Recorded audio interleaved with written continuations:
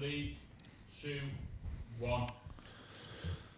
I'm alive. Man of the moment. The name on everyone's lips. The man everyone wants to speak to. Mark Cowell is in the house. Mark, how are you doing? Thanks for coming on the show. Good. Pleasure to be here, mate. Yeah. Thanks very much for having me. How are you? Very good, very good. So we've only known each other for a few weeks. And a lot happened in a few weeks. Lot's happened in those few weeks. Busy few weeks. Yeah, it has. And we've met through the Save Our City project at the moment that's running in Liverpool. And, you know, when I first met you in that first meeting, I was struck by, you know, your honesty and your authenticity. And then I looked into a little bit more about what you've been doing, and, you know, you've become something of an inspiration to me, because I've got a bit of a dark, cynical side in which I don't really believe people do these things for anything other than an ego trip or whatever it is. But with you, you know, I totally get 100% that it's genuine, it's altruistic, and you're doing it because you care. And that really made an impression upon me. And then when we worked together on the first Save Our City in St. George's Gardens a couple of weeks ago. We did a video, and it was just it was a fantastic event. It really was a fantastic event, because it's a very controversial subject. There's a lot of people that don't support it, but it was great to be at a so-called political event that wasn't, you know, angry and bitter and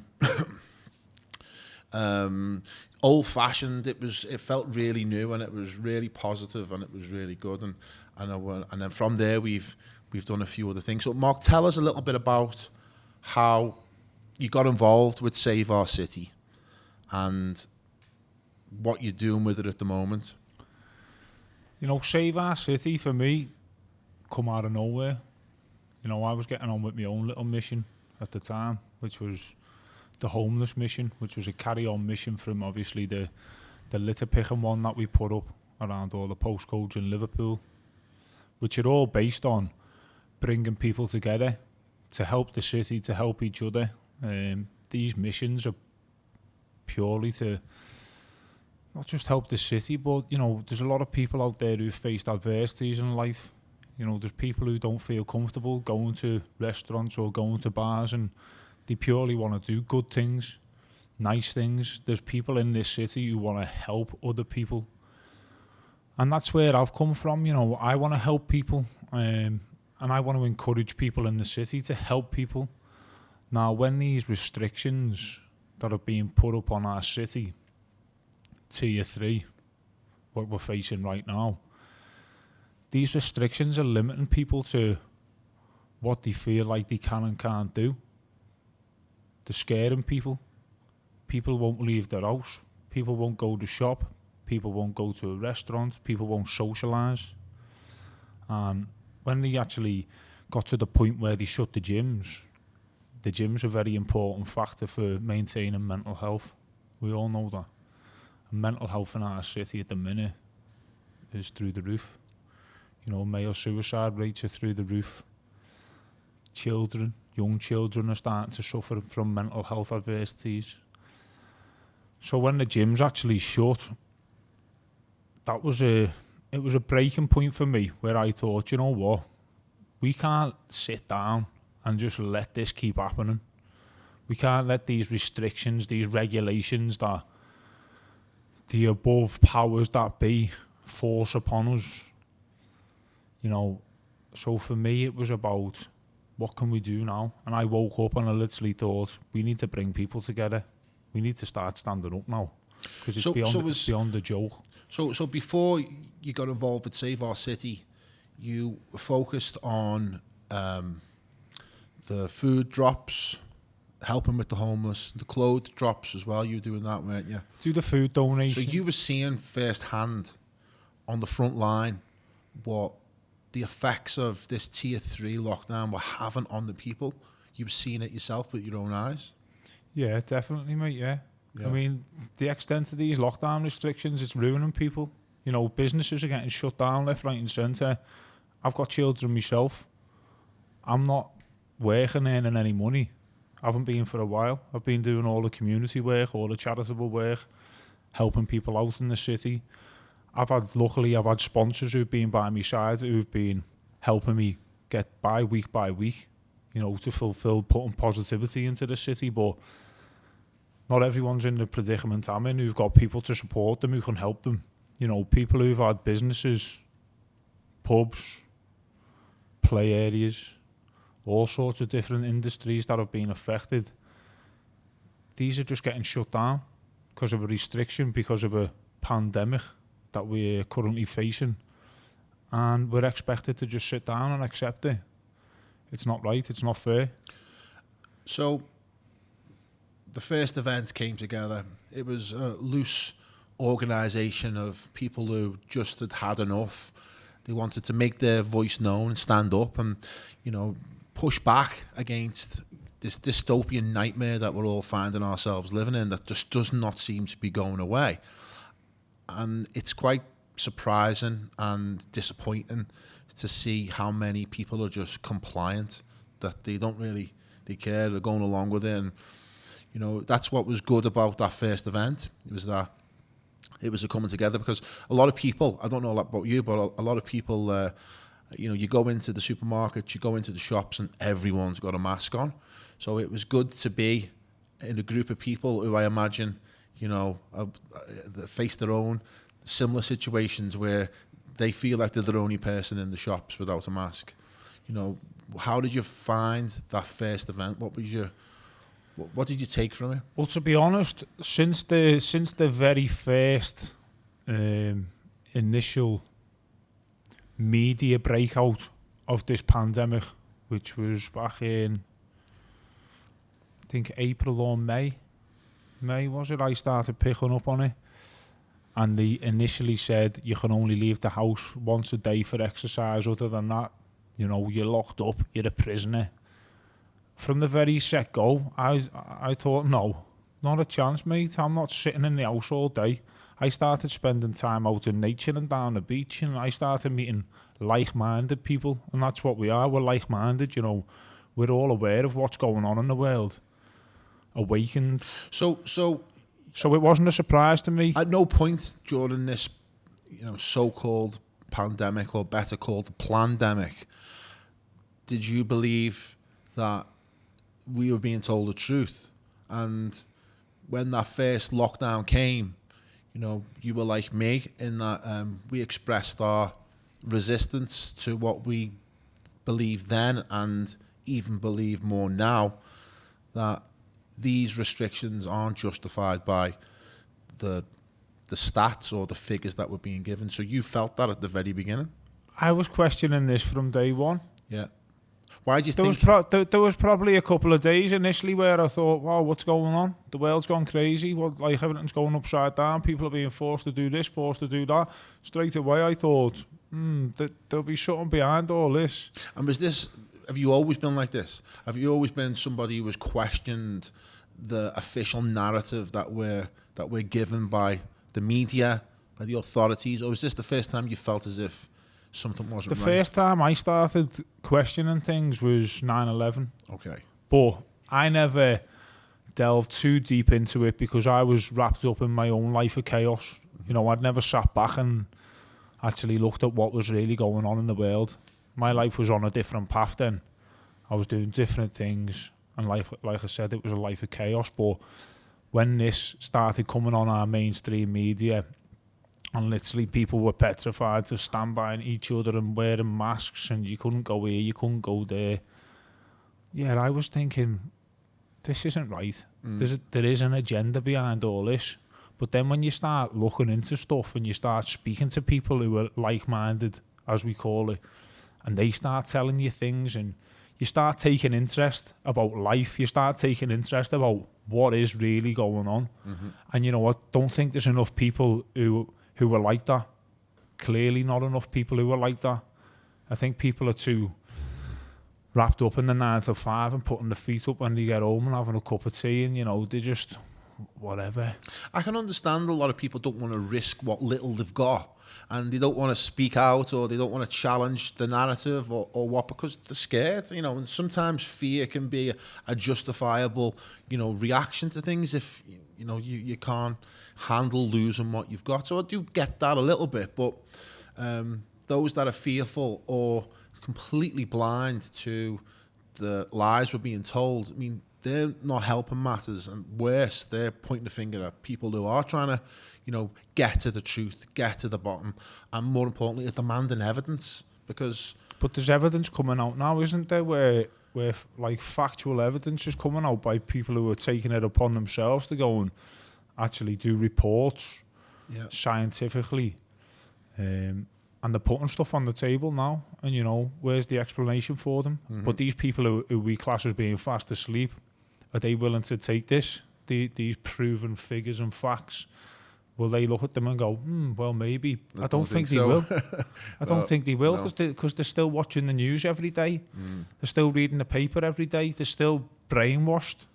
The likes of ourselves who don't watch the news or read the paper, and we're doing our research across other internet streams.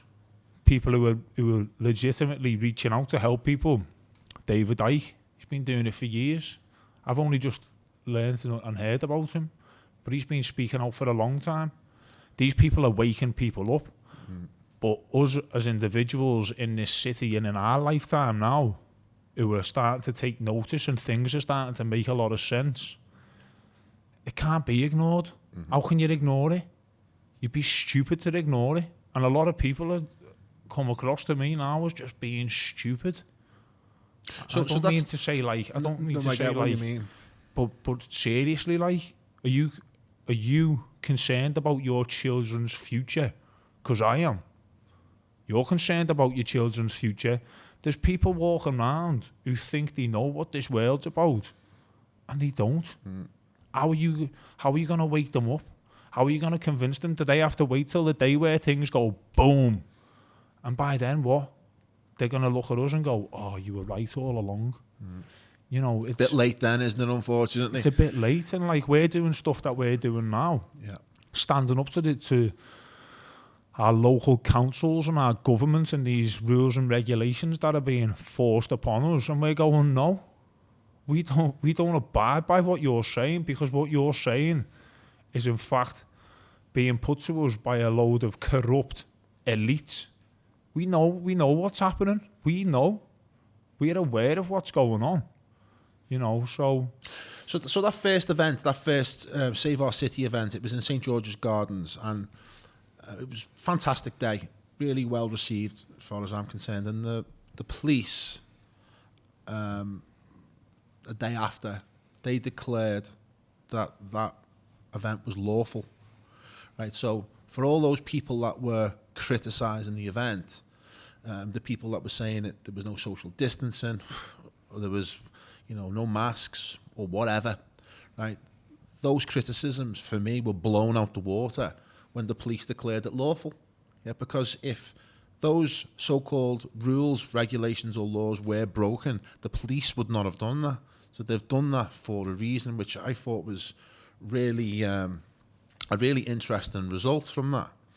Now, what did you feel the feedback was like after the first Save Our City event? Did you get a lot of positivity? Did you start to feel some criticism coming in?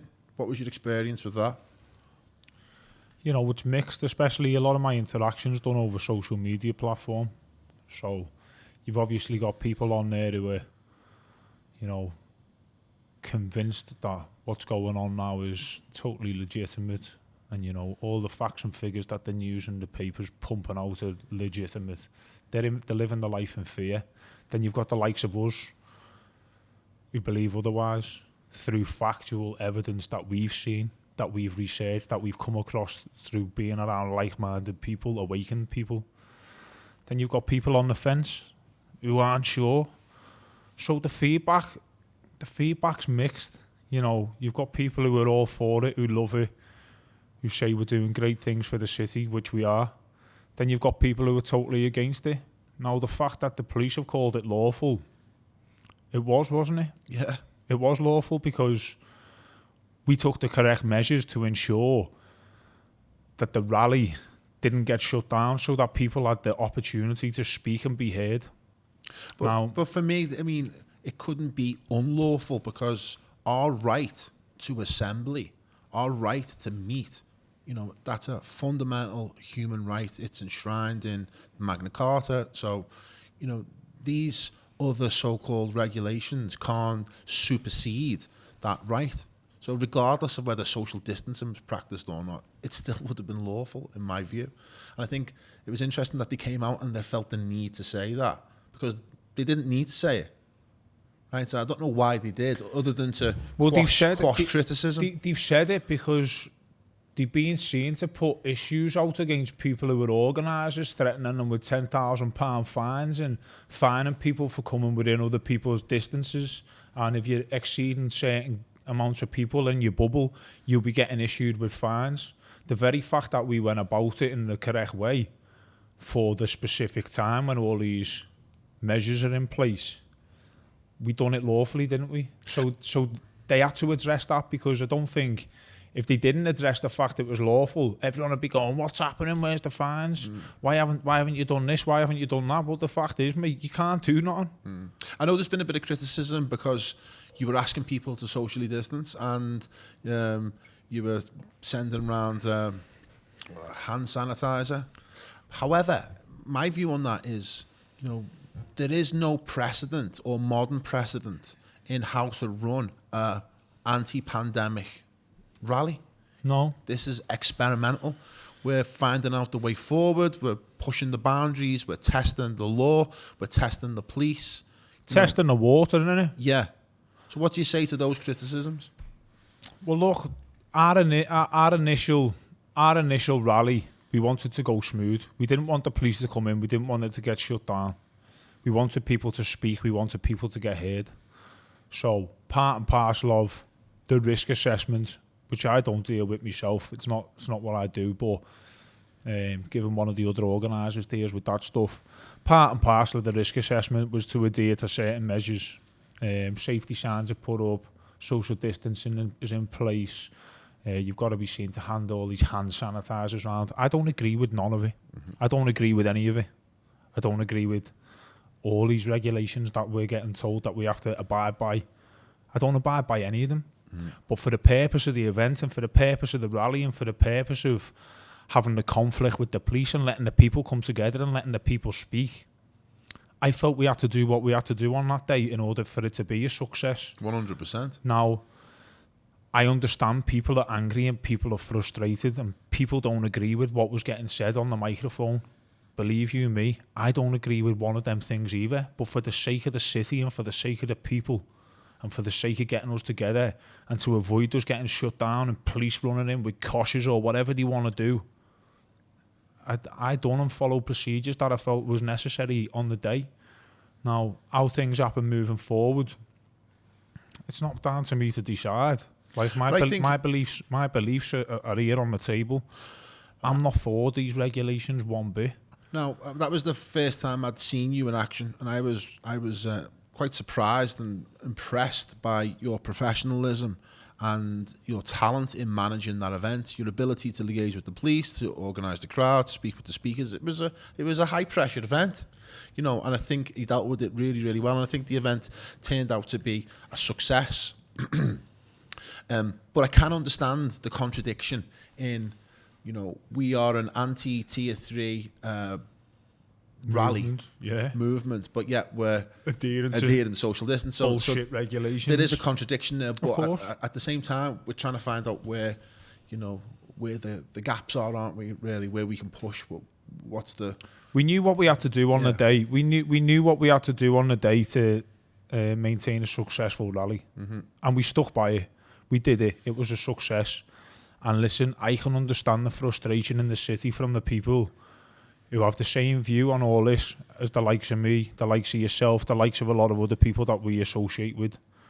You know, I don't believe in any of these restrictions, but for the fact of that rally to be a success, I felt I'd done what I had to do. I thought you brought the positivity that was required to a negative, you know, situation. I thought was just brilliant, and I think finishing with Bob Marley's Three Little Birds, I mean, it couldn't get much better than that. It was just a really awesome ending. Now, It's hard to maintain positivity, by the way, when there's a lot of frustrated, and rightly so, when there's a lot of frustrated and angry people. To kick a positive vibe into that sort of energy and that vibe, it's not easy. No, and I think it was successful. For you to turn up and start going, oh, good vibes, good people, good times, you know, and people are standing there and absolutely hating the council, hating the government, hating these restrictions. To crack a smile at a rally like that, for me, wow, do you know what I mean? Well, that brings me on to the next issue, in that after the event, and you know, you're dealing with people on your Instagram, which is your focal point. You made a post about Joe Anderson, and it was for me it was a fairly innocuous post. It wasn't controversial at all in my view, but you got some criticism for that. What would you like to say about that? It was a heavy impact on me as an individual. Like, I've come from a positive, bringing people together, party atmosphere. I don't know nothing about politics, you know, and now I'm starting to learn about far right, far left, and all, like Antifas and all this, that and the other.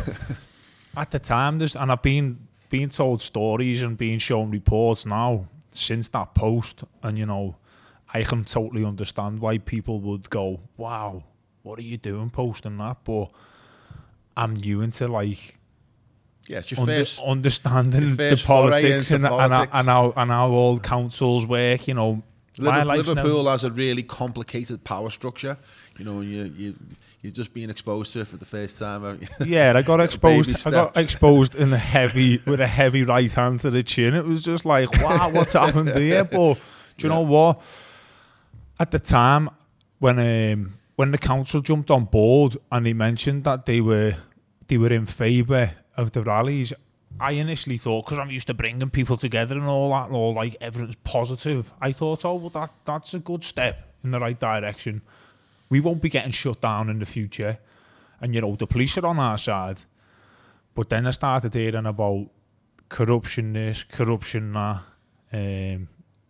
apparently defending paedophiles, like all heavy stuff. I could totally understand why the people would be like, what are you doing? Why are you on side with them? I was never on side with them. I was just where I was and where I was standing.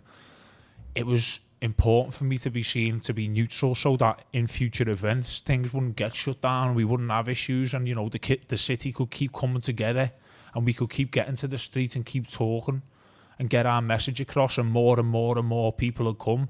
When in fact what I released on that platform caused a big division between people who were like totally... I don't see the thing for me is, I read that post and it was a nothing post as far as I was concerned, and I can understand what your intention was. From knowing you the short time that I have, I can, you know, gauge what you were planning to do, and it was, from my perspective, you were just trying to bring everyone together.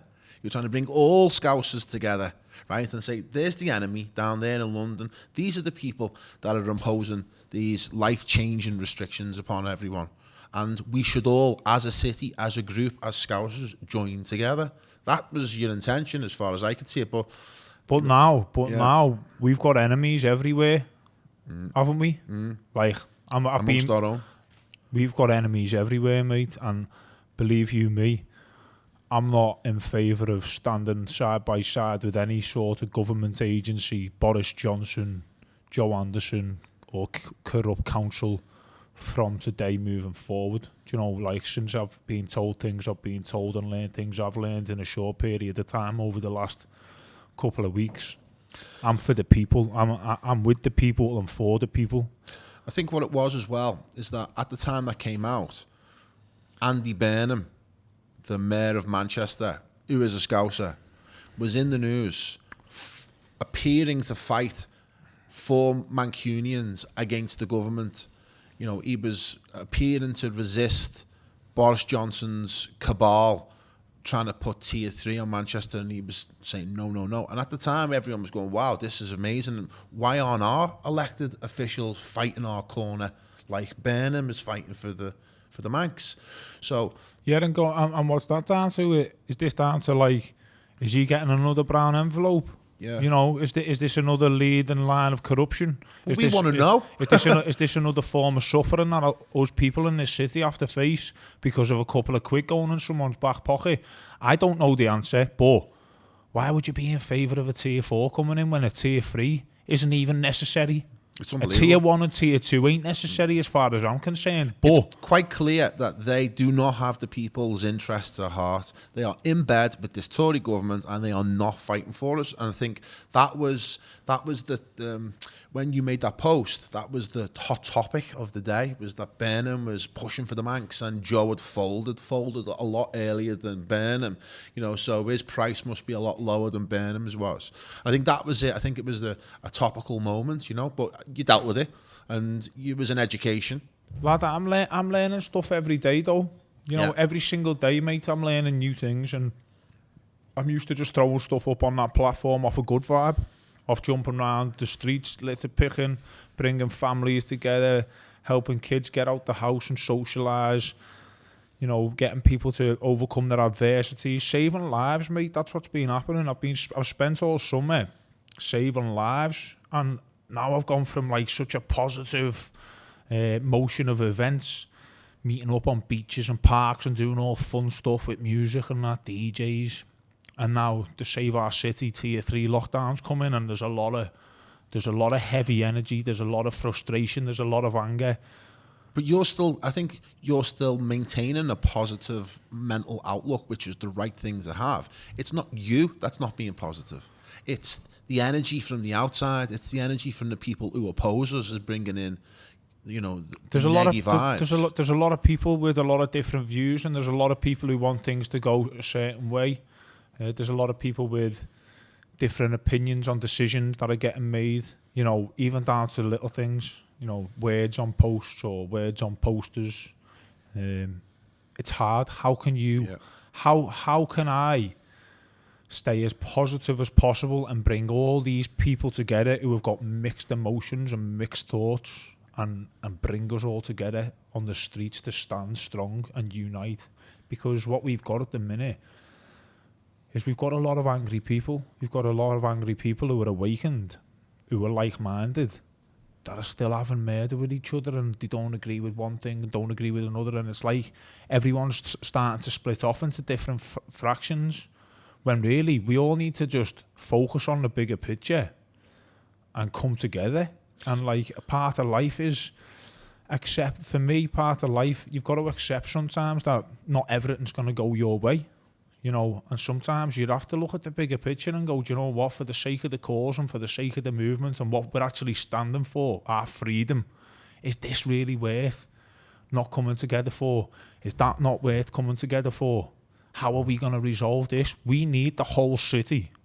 We need every single person who's awake. We need every single like-minded individual who wants what's best for the city, best for the families, best for the businesses. We need everyone to come together.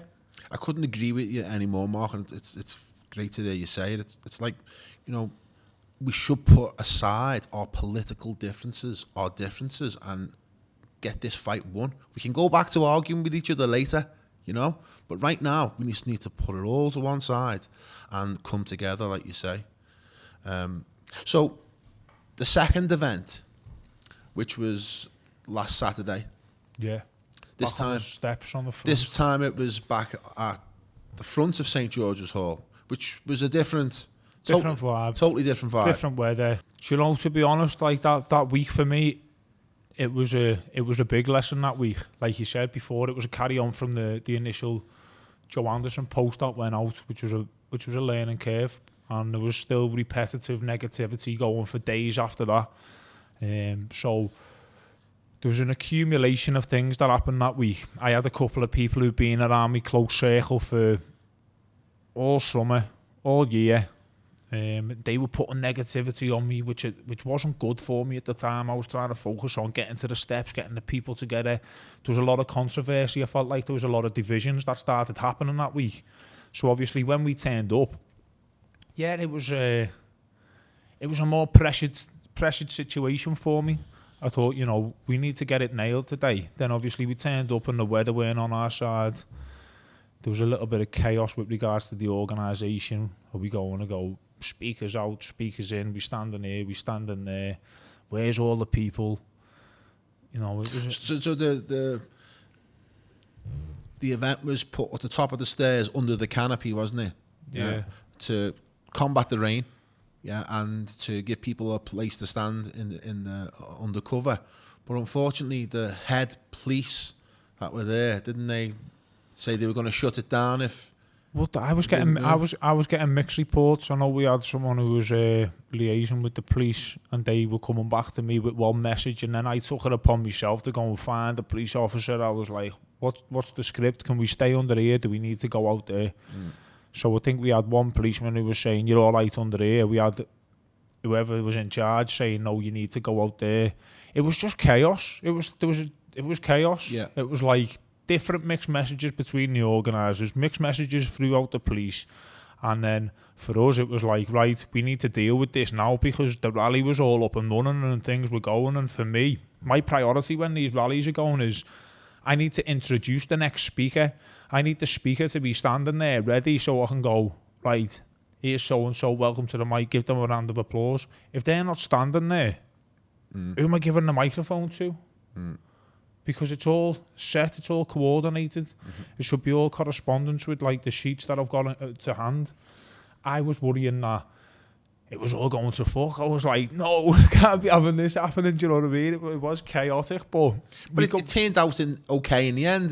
We got it done. We got it done. And I think it was great to see the people who were committed standing in the rain for that entire event. I mean, they were hardcore supporters. Well, this is another thing that got to me that day, because of obviously the passion that we've got about the city and our freedom and making a change and standing together. I visualised mass numbers of people coming together, you know, thousands of people going, this isn't right, what's going on? And then when you're looking out and there's like 1,000 people, 1,500 people, I'm like, where is everyone? What's everyone doing, mate? Where are the people in the city? Like, we're not just doing this for ourselves, we're doing this for everyone. So was you disappointed by that? Yeah, mate, I'm disappointed, and I'm still disappointed. I think there's people in the city who need to pull the finger out, mate. Especially if you class yourself as being like-minded and awakened. Where are you? Where's your support? You're no good sitting at home watching telly. And if you've got the kids, bring your kids with you. You know, if you've got a day in, there's going to become a day soon where you've got to make a stand. People are going to have to take a day off work, mate, if they're in work, and we're going to have to come together. We need mass numbers. Numbers in unity. Numbers is strength.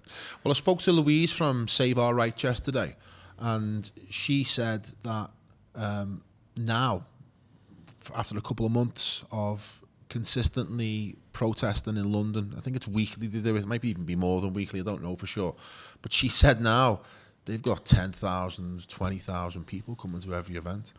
It didn't start like that. It started with small numbers, but because they were consistent, because they stood the ground, it became an attractive force, and more people got added, you know, until now it's a movement big enough to force the attention of the government to take on board what it is our demands are, or what it is that we want. Now, I think Liverpool might be something similar. We may have to wait a few more weeks yet, or even a month more, until numbers start to build, till people start to see that it's serious. Because some people are just looking and finding out, is this a flash in the pan? Are they going to be gone next week? Is this a waste of time, me even coming down? I think that's a little bit of a factor at play as well. We're not messing around though, are we? No. We've got a few serious people who are on the other end of the phone who are willing to come and speak out, mate. And, you know, when they start showing the face on the streets of Liverpool and putting their messages across, you know, it's going to change. It's going to change the attention to everything massively, I think. But I know we've got the Save Our City, which is our main focus point about getting Liverpool back off the floor. Obviously avoiding this tier 4 bullshit that's going to be getting through in the woodwork at some point. If everything that Big Joe's got goes to plan, which we're going to do everything we can do to make sure it doesn't happen. I mean, where does it end? Tier 4, Tier 5, Tier 6? I mean, what's the goal here? What's the end goal? What is the plan? Other than to keep breaking us, or to keep grinding us into the stone? There doesn't seem to be any, you know, remedy. I mean, why is he not fighting our corner? Why is he coming out and saying, oh yeah, I support tier 4? Why isn't he saying, no, we won't support tier 4. I'm going to fight tooth and nail for the people of this city. If this Tory government want to impose tier 4, they're going to have to do it over my dead body. Why isn't he saying that? You know, even if he doesn't have the power to stop. Why is the question, though, Lawrence? Yeah. Why is it? Why? You know, why isn't he in support of the people? We need to know. Who's telling him he's doing a good job? That's what I want to know. Who's saying to him, oh, you're doing a good job, mate? Because every single man and dog that I meet says the opposite. And we see that ourselves. And he's been in power for quite a long time, Joe Anderson. He's been in that position for 10 years or more. Do you think he enjoys all this stress and all this hate? I think he likes the money. I think he likes the power. I think he likes the influence. I think he needs to wrap up shop, mate. I think he needs to jump on a plane, go and sit himself on a beach somewhere far, far out the way, mate, and let this city get back up and running with someone real. Good show. Someone who's awakened. Someone who knows what's going on in this world, do you know what I mean? There's no room for all this corrupt bullshit no more. Families, children, thousands of them suffering, mate, week in, week out. Because I know something, mate, if you give me a big stack of money and put it there and said, do something with that, mate, I'll be changing lives day in, day out with it. And that's a fact, mate. Because I'm doing it now with nothing. Do you know what I mean? How are you finding it, Mark? How are you? You know, because when I found out what it is that you were actually doing, I mean, it's insane, really. You know, you're getting up at what time? 6 o'clock in the morning. You're jumping in your car and you're delivering 50 meals to people who without food. Tell me about your food bank that you've got set up, because I'm new to all this, new food banks, and learning about, you know, how they operate. And when I found out that a lot of the food banks in this country now are government run, right, and they're, you know, managed by the government. Ours ain't managed by no government, mate. Ours is run by real people off the street who care about the kids and care about the families, mate. We're making sure that food goes to the doors where the people need it. And look, this is all just done off a positivity platform, off a mental health support network. This is being done off something that myself and a group of people have built. It's real activism, Mark. That's what it is. It's real activism. It's not something, you know, people talk about for virtue signaling or to feel good. Getting off your ass, getting up and doing it yourself. You know, that's I take my hat off to you to totally admire you for it. Me mate Andrew Murphy, he's a proper cool kid. Like, he's got an heart of gold. Is this the guy you're doing it with? Yeah, he's got a 3-bedroomed house, mate, but he lives in the house on his own. He's turned his house into a HQ. His house is now full of donated clothes. His house is now full of food. We have 3 or 4 girls in there who are packaging hampers up. We have all Instagram accounts right across the city taking door numbers. Who needs food? Reach, outreach. And we just get the postcodes, we get the families, we get how many kids they've got, we get the door number, and then we've got drivers on the street who are voluntarily driving around the city dropping these hampers off. Fucking incredible. And this has all happened because the government said that our kids weren't entitled to free school meals. And then you get Joe Anderson popping up going, oh yeah, I'm going to donate. I think my missus got a text message saying here's a £10 voucher for food. What are you doing with £10, mate? Hey, what are you going to do with £10? You're going to do nothing. So we just get massive boxes. I'll run round in the Jeep. I'll pick food up from everywhere, bring it to the house. All the girls will package it. Then we'll have drivers going out and dropping it all off at the door. And this is something I want to make a permanent thing in the city, by the way. How many doors are you doing a week? Well, look, it takes, because we're only just getting set up properly. And what's it called, the operation? We've just done it under Awaken Souls events. So it's like an Awaken Souls events outreach team.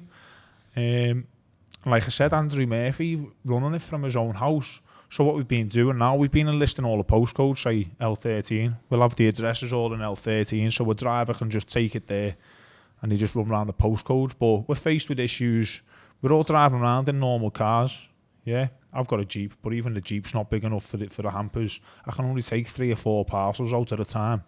So if you think about taking 3 or 4 parcels, given the traffic, given the time of day, you could be out for an hour and a half, sometimes 2 hours, depending where you're going in the city from where you are. Then you're going back, you're grabbing another 4. You know, you're doing a lot of running around with small numbers because the vehicles aren't big enough to withhold a big load. We're not driving around in sprinter vans that you can just kick a load of gear in and just go out, get out. We're running around in little cars. You know, there's girls and lads. And who's helping you financially? Who's contributing to this so that you can operate? Right now, it's all voluntary work. It's all voluntary. The mission is, in the future, I'm going to set up a CIC company, a community interest company. I want to set up a permanent outreach unit. So from the unit, we'll have all the donations for the homeless. So you've just got this unit, haven't you? That's different. That's for the health and wellbeing centre. Yeah.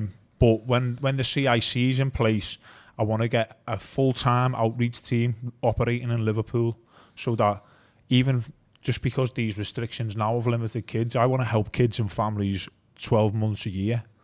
And I've got people there in our community now who are willing to work and help. So once the CIC company's set up, it's all in place, the funding's there, I'm going to get a unit. I'm going to obviously put all the outreach posts out on the platforms for clothes, for food. I'm going to set up litter picking teams.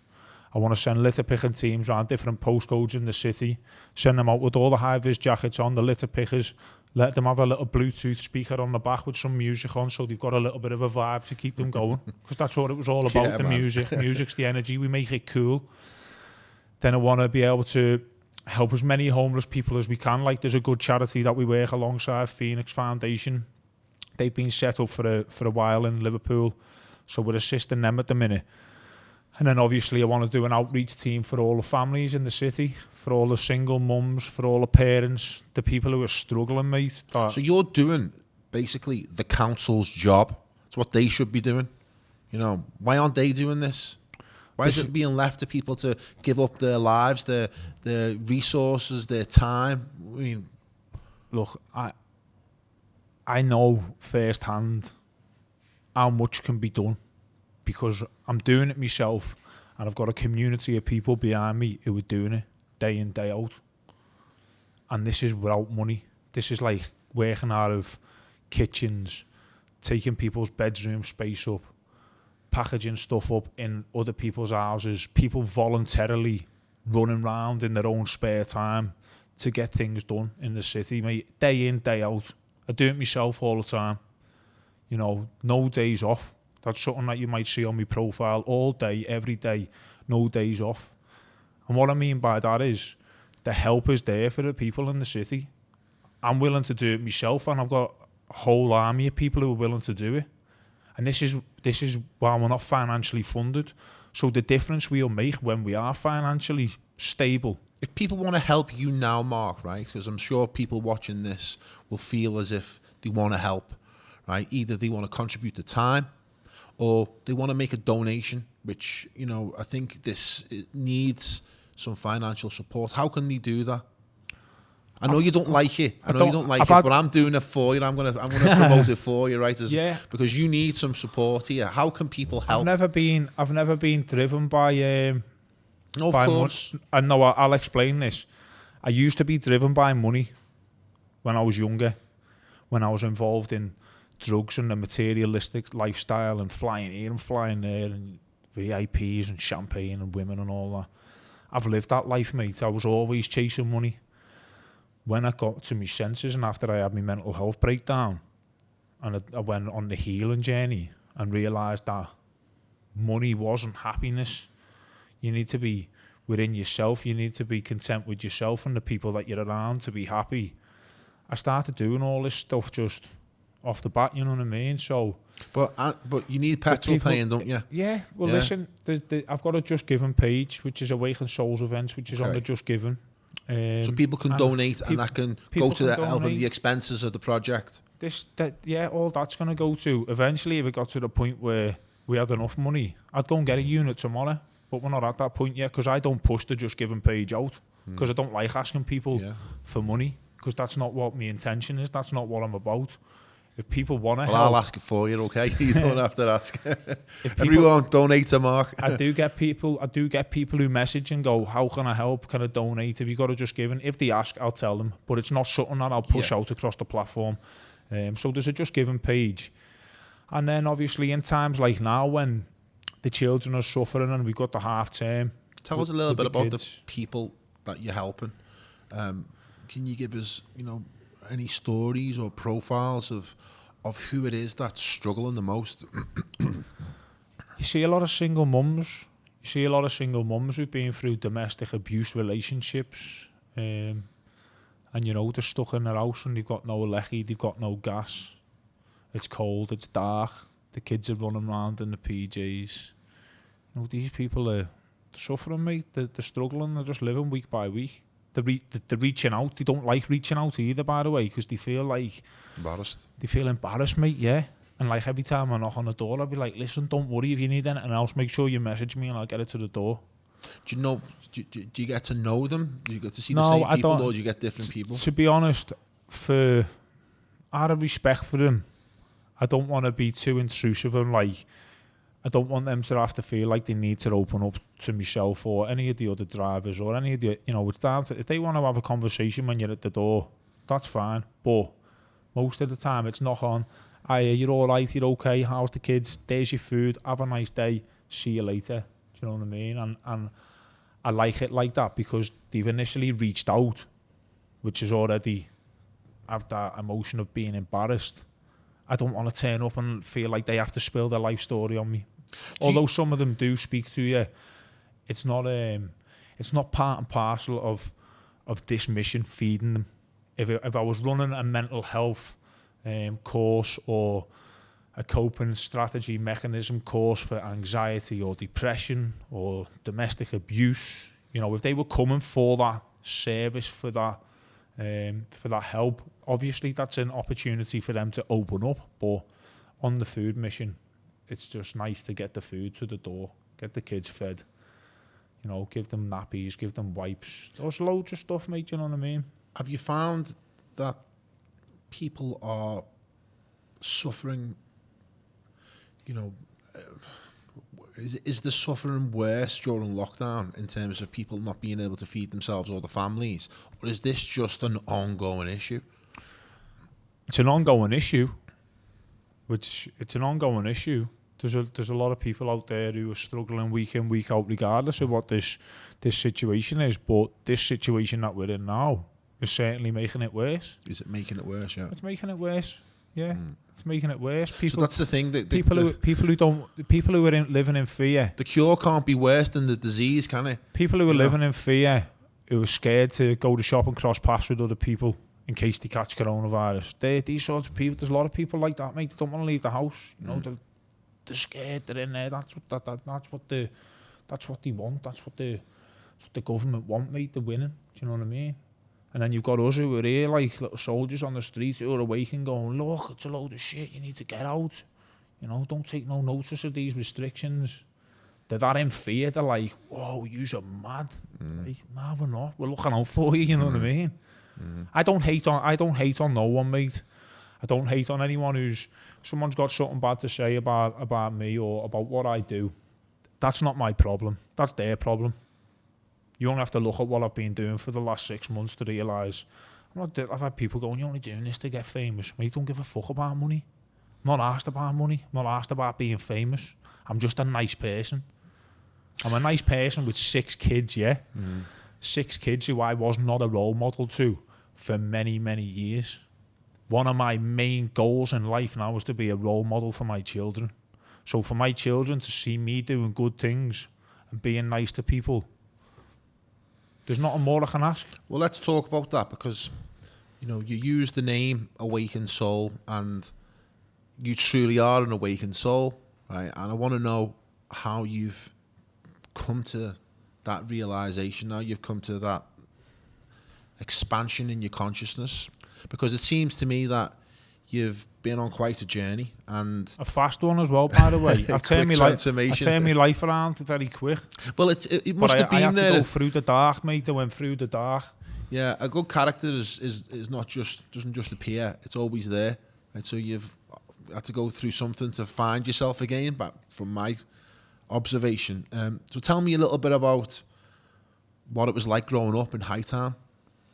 Well, look, I grew up with a loving family in a nice area. Went to a nice school. My mum was a nurse, and my dad done licensing for the police.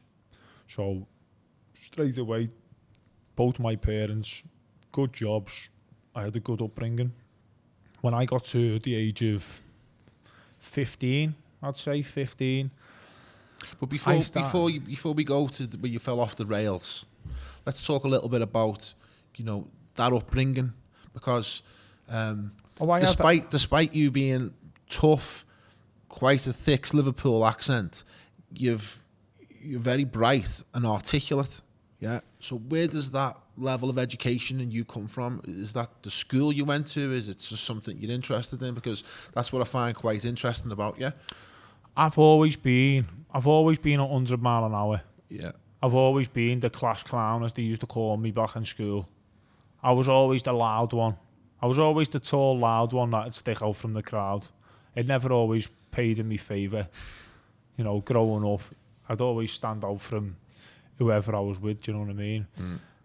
Not in a bad way, but I was just known as being tall and loud. Tall, loud nuisance. Yeah, I was a nuisance. I used to always want to just disrupt people in class and just be a good menace. Do you know what I mean? I didn't take life serious. I didn't like school. I liked having a laugh, but I didn't. Did you go to school in Hightown? No, I went to school in Formby. I went to Rangers at high school. Then I went to college in Bootle. Then I went to college in Kirby, and then that was it. Then what did you do in college? I done a bricklaying course. Yeah. When I left school, because I was never a classroom guy. I used to think I need to do something practical, something physical that's going to keep me fit. I'll be outdoors. I'll build houses. So I went to college. I done bricklaying. Then the recession kicked in. 2008, 2009. 2008, 2009. Just as I'd finished my apprenticeship, the recession kicked in. So the bricklaying course that I'd studied for, that ended up going to pot, you know what I mean? There was no work for me. When I moved to Dublin, I'd done a little bit of work over in Dublin on a recruitment agency. Then I came back to Liverpool.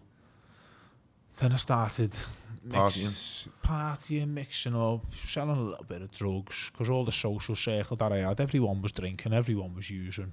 That was the lifestyle that I was mixed up in. But it's Liverpool, isn't it? It's partying as part of our DNA. It was easy done. And then it was my mum who come back one day, and she was like, where are you getting all your money from, son? What are you doing? All this, that and the other. And me being, oh, don't you worry about it, mum, do you know what I mean? Got the money tree in now. So when did you leave home? Yeah, she's like, you're a joke. You're a joke. She's like, you're a joke, you need to sort yourself out. She went, here's a course.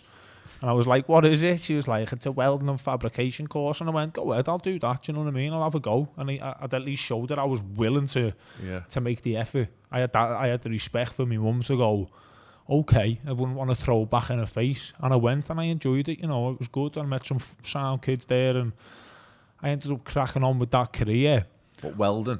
Welding, yeah. On and off for a few years, and at certain points I was making good money. So was this you oscillating between a life of crime and trying to be legit? Trying to be legit, straight, yeah. So every now and again you'd have a pang of guilt, would you? Or you wanted to escape the rat race that you were in, or what? Yeah, and some of it was ego as well. Do you know, like back when you're young and all that, and you want to be with the boys and doing all this and doing all that, and yeah, part of it was ego, part of it was chasing the money. You know what? I always wanted more money, more party, more drugs, more women, holidays, cars, clothes. Fucking hell, the clothes that I was buying back then, mate. You'd spend a week's wages on a pair of trainers, do you know what I mean? What would the Mark from then say about the Mark from now's clobber? You seen some of the clobber I rock around in? Positivity clobber. Positivity time, baby. Listen, I was rocking around in summer dressed like a full-on hippie, mate. Just like, but part of that message that I'm putting across, of course, no, it works.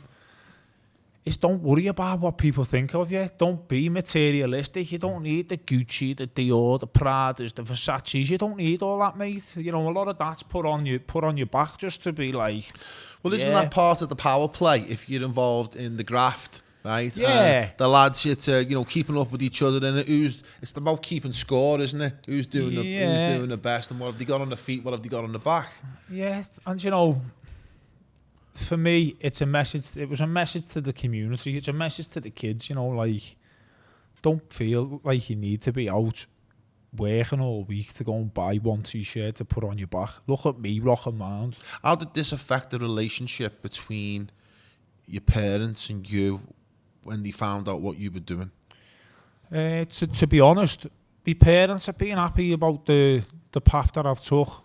Obviously, what my parents are more than happy.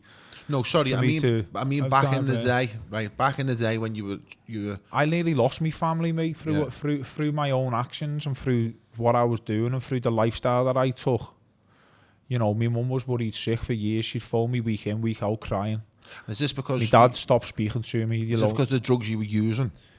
Yeah, just the whole lifestyle that I was living. It wasn't just the drugs that I was using; it was the things I was doing and the people I was associating with, and like my, I say lack of respect towards the family. You know, I wouldn't change nothing, mate.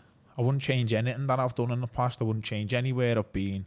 I'd change nothing, mate. What you regret the most from that period? Me irresponsibilities as a father. I had kids at a young age. I've got 6 children, 3 boys, 3 girls. By the time I was 26, I had 6 kids and a vasectomy. Bam!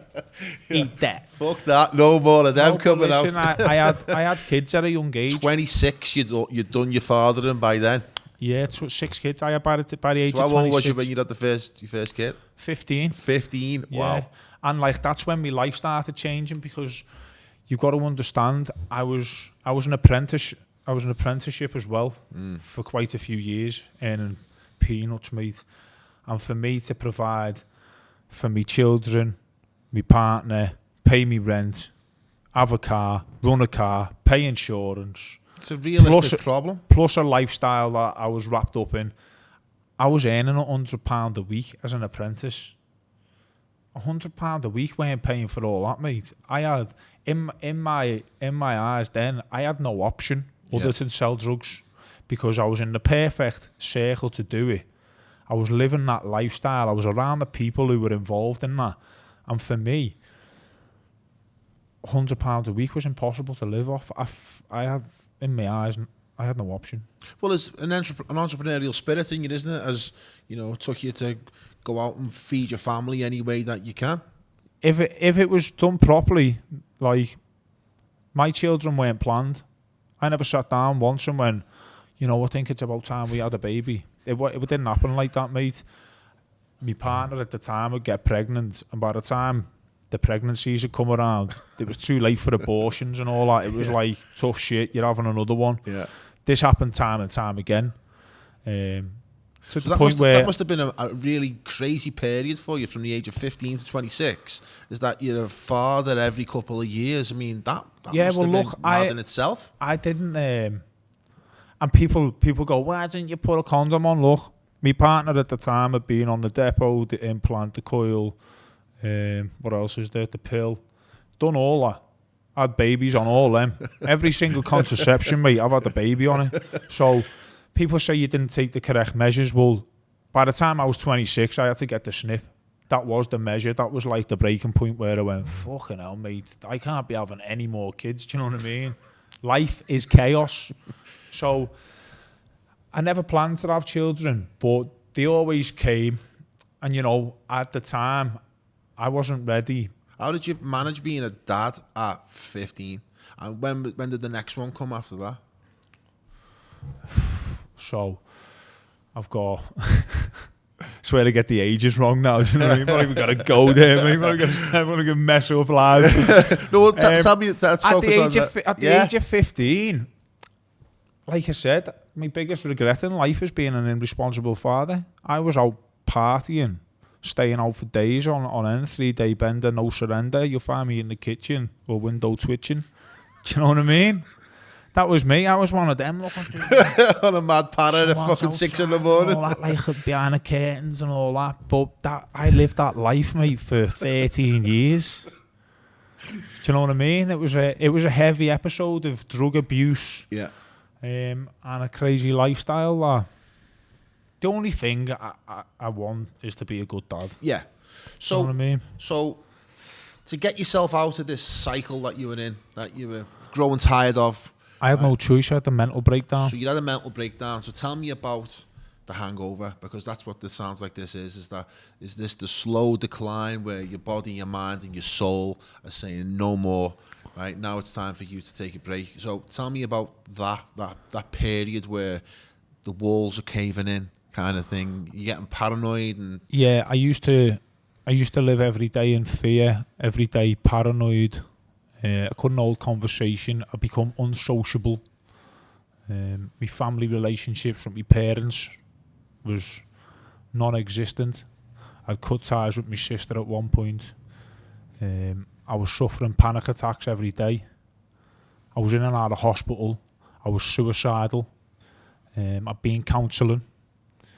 Nearly got sectioned in London. What was that for? They wouldn't really. I had a breakdown. I had a breakdown off vodka and cocaine, and I ended up suicidal in London. And they put me in the hospital and went, "You're not mentally stable. We need to go and put you in the St John's unit." When was this? This was 2018, 2017. So relatively recently. Yeah, and I only ever ended up getting sectioned because my mum had been a nurse for that many years. She come from Liverpool to London, and she sat down with the consultants in the hospital and went, "Look, I'm going to be his 24/7 carer and assistant. He's going to come back to Liverpool with me. He's not going to the uni, only for a medical career." She saved you. She saved me getting sectioned, yeah. And to be honest... Is this when you were still estranged from your mother? Or had you healed the relationship at this point? It weren't fully healed. But she came anyway? But she came, mate, yeah. I'm her son. Yeah, of course. And she obviously loved me every day, do you know what I mean? And I put them through a lot of heartache and a lot of stress. Do you regret that? Yeah, I say I've got no regrets in the past. Of course, my family suffered due to my actions. I've learnt lessons now due to my actions and the suffering I've caused them.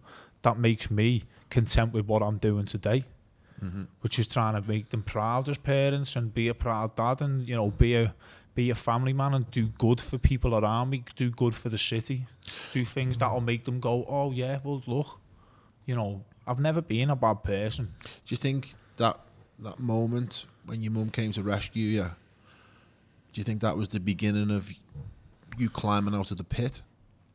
Or do you still have a further to go down, yeah? No, I still have further to go. I still had more partying in me. And like that goes to show where my head was at, you know what I mean? I still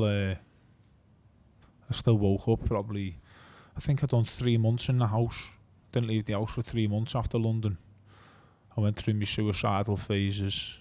My anxiety was next level. Trying to get put on prescription from the doctors, which I'd always turned down. Even my mum was like that, "You need this prescription." I was like, "No, I'm not having no," because I had addictive personality. I knew if I started taking medication, it was going to be another problem for me. So I avoided that. And I never actually knew what was going to fix these issues. And I ended up jumping on a plane. And I went over and met my sister in Dubai. My sister was in Dubai for 7 years working as an air hostess, and I took myself to Dubai I was out there for about 9 months, and I trained in Dubai all the time. I used to fly backwards. There's no drugs in Dubai, is there? Unless you know where to look.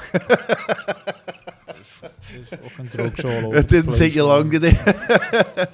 The drugs are everywhere, mate. You know, these places you think that it's not, it fucking is, mate. Drugs are everywhere, Lord, believe me. But that was another party lifestyle that I got wrapped up in. In Dubai? Yeah. So how long was you there? About 9 months. Okay. Partied hard there. Why did you come back? Did you get chased out, or did you run out of money? I started questioning where I was going in life at this point. Okay. Like, what am I doing? Where am I going? Do you know what I mean? I had my kids back home. Part of the reason I left was because I wasn't allowed access to my kids for a period of time because myself and my ex-partner, things become unstable, do you know what I mean? And I was unstable. I don't blame her for putting the barrier up and going, "Look, you're not in the right place to see them. You know, you need to get yourself sorted." How long did that go on for? I'd had issues issues on and off with me kids, like being allowed access for a couple of years, to be honest. That was hard for me, do you know what I mean? I love my kids. Was it a temper issue? Was it you losing your head? I mean, what was the... I think a lot of the issues and the barriers that went up between myself and my kids was the issues that myself and she had. And I don't like using the phrase use the kids as weapons, but when you're emotionally unstable, it's easy for a mum to go, stay away from us, you're not seeing us. And if you turn up, I'm going to phone the police. And if you turn up and she phones the police, you go, fucking hell. So... Is this what happened? That had happened. Yeah. So for me, to carry on persistently turning up and meeting that negative energy, I was wasting my time. I knew that was only going to get healed over time. I knew that my access to my children was only going to come back over time. And we are where we are now. I can phone her and go, how are you? You're okay? The kid's all right. Yeah, it's sound. Do you want to speak to them? Boom. Everything's cool. So but back then... You've healed that wound. Yeah, I've healed that issue. Yeah. I had a lot of accepting. I had a lot of learning to do throughout the mistakes and the father figure that I was. Like I said before, my main regret growing up was being an irresponsible father. And, you know, I can put myself in a mother's shoes. I can put myself in her shoes and look at the way I was acting and the lifestyle I was living and the way I was being. And I can understand why that prevention was put in place. Because do you think it was one of the reasons for this is because you were such a young father? Because you were still dealing with your own maturity? Listen, I was never ready. I knew growing up I was a party animal. I wanted to be doing all the summer seasons. I did go and do a summer season in Ibiza. That was one of the things that I wanted to do, and I went and done it. I was never ready to be a dad. I wasn't mature enough. I wasn't grown up enough. I'd never planned it, and I didn't accept it for a long time, for many years. So for me, running away from your responsibilities somewhat as well. Definitely, mate. Yeah. For me to go to the pub on a Friday night and come back on a Sunday, I wouldn't bat an eyelid because I'd always say to myself, "Oh well, I never asked for these kids." But that was the wrong mentality to have. But now I'm older and I've learned from the way that I've been in the past. You're maturing, aren't you? I'm mature, mate. Yeah, I'm a man now. I'm a man. I'm a dad. I'm responsible. I'm doing good things. And that's it, mate. It's just part and parcel of growing up and, you know, learning lessons. There's loads of lessons in life. Everyone learns lessons in life. It's just how you deal with them and where you come to from. It's how you react, isn't it? From mistakes that you've made and becoming aware. Because I wasn't aware of my issues for years. It's only when the door slams shut in your face and you go, wow. So take me to the belly of the beast, the darkest moment. You know, when it was, you know, when you was desperate for a way out. You know, when you'd done your partying basically and there was nothing left. So 2019, the final straw for me on my breakdown was only in December last year.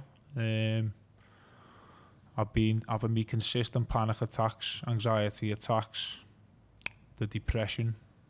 When you say depression, describe what you mean by that. Existence, what am I doing here? You're not happy with anything. You're waking up every day, you're crying. You feel like this life isn't for you. You've got no meaning of existence, but you can't explain why you feel that way. The helplessness. Yeah, helpless. No, you feel like no one understands your issues. No one around you can help you. You can't turn and talk to anyone because no one's going through what you're going through. You're lost. You're lost in this world of craziness. No matter who you've got around you, you feel gone, mate. You don't feel like you serve a purpose, and you know, emotionally, physically, mentally broken. No routine. And for me, I think when these panic attacks started happening and the anxiety attacks, and I was in and out the hospital, you know, I'd start getting like flutters in my heart, and I'd be thinking I'm going to have heart attacks, and then before you know it, you're on the floor and you can't breathe, and you know, you get a headache and you think you've got a tumour. Like crazy stuff, mate. Yeah, just nothing but worry and fear. Your subconscious is there, just like you're living in fight or flight every single day. After doing that for a period of time, you're going to break. And I did, I broke in December. Like I said, I started having these panic attacks, anxiety attacks, and for me it was, how am I going to get my life back on track? What can I do to fix my life? Because I knew, for one, I had to stop drinking, I had to stop taking cocaine, I had to stop smoking, I had to stop hanging around and associating with the people that I've been hanging around with.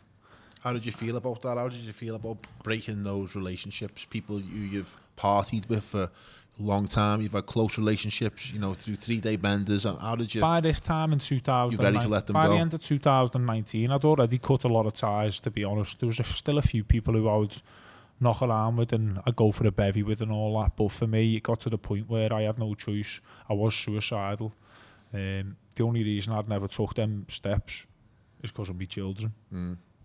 But I've been on the edge, do you know what I mean, a few times. And it was just my kids. I thought, my kids don't deserve this. And I even thought, there's people out there who probably expect me to do that. I'm not letting them see me break, do you know what I mean? Do you think there's some people who are justified in thinking like that? Is there people who you think that you may have regret the way you've treated them in the past? That they would be justified in thinking like that or not? I just think, I don't really know. I don't know, mate. Okay, so the transformation has been rapid and fantastic. So take us to that positive moment. Take us to the transformation. Transformation, will if you want to call the transformation the awakening, yeah, which is what saved me, yeah, is I was suffering from the stress, the depression, the anxiety. I was suffering from PTSD from an accident that I'd been in Leeds, where I was in a boat that capsized in the river and my mate ended up drowning. I ended up escaping out of this boat upside down, getting sucked under a weir. This was a couple of years back. I can't tell you the date exactly. It's all, there's publishings in Echo, and not the Echo, the Leeds newspaper. Tell me about what happened. I was working on a flood defence scheme in Leeds, and we'd been sent in a boat to go and retrieve a life safety ring and a gas bottle from underneath this weir that was just bouncing up and down. The reason we were retrieving it is because there was a Sky documentary channel coming to make, obviously get clips and make a documentary on this flood defence scheme that the government had invested so much money in to assist in the flooding and the water levels in Leeds.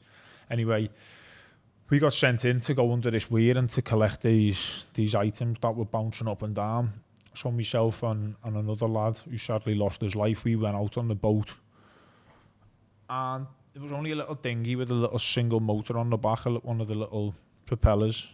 And the closer we got to the weir, the stronger the current got, because of the circulation under the water. It started dragging the boat underneath the water. So 20 foot above us, all this water's coming over, just mad crazy. And we got to the point where the boat ended up sideways, so we were parallel to the water coming over the top. We had no control. We couldn't turn right, we couldn't turn left. We were fucked. So as the boat got closer, I knew it was I knew that then it was jump and swim or stay in and drown. Fucking hell. And literally as soon as that water hit the left hand side of the boat flipped up, flipped the lad out, and I managed to just, like if you can imagine a horse jumping over a fence on the Grand National, I was gone, mate. Boom, out the right hand side of this boat, and the boat flipped up. My mate ended up underneath the boat, underneath the weir.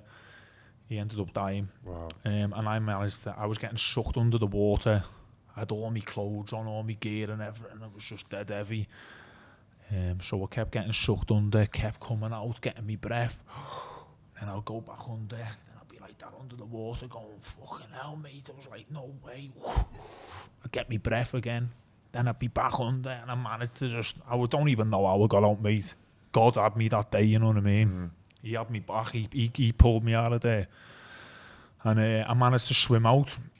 And obviously, by the time I got out of the current and turned around on my back, I'd seen my mate was there in the water getting through around. The boat was bouncing everywhere. Fuck. And I got PTSD off that. I'd go to bed at night time and put my head down and I think I was drowning. I'd just picture myself in the boat getting flipped up again, do you know what I mean? So I started suffering PTSD as well as all the other issues in life that I had going on. Still battling addiction, still battling stress, still battling depression, then PTSD on top of that. So I had the whole catalogue of mental health issues going on at once. A lot of them self-inflicted through a lifestyle that I chose to lead. Do you know what I mean? So I was the author of my own book. I'd accepted that. And this leading on to 2019, where I started having my breakdown and stuff. I'd accepted the fact that I was suffering from these mental health adversities. I knew, I convinced myself, when I've got to learn to live with this for the rest of my life, which I couldn't stand, which made me more depressed. I was like more suicidal, do you know what I mean? I was just, fucking hell, this is what life's about. And I started going down the beach.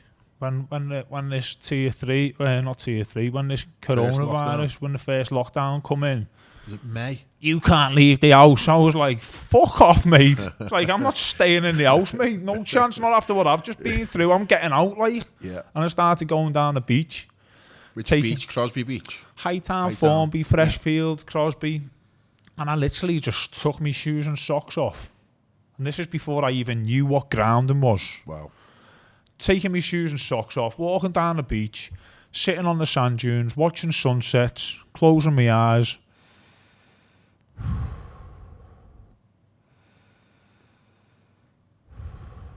I just sit there for hours, mate. Just sit there at one with myself, with no one around. And I started feeling good.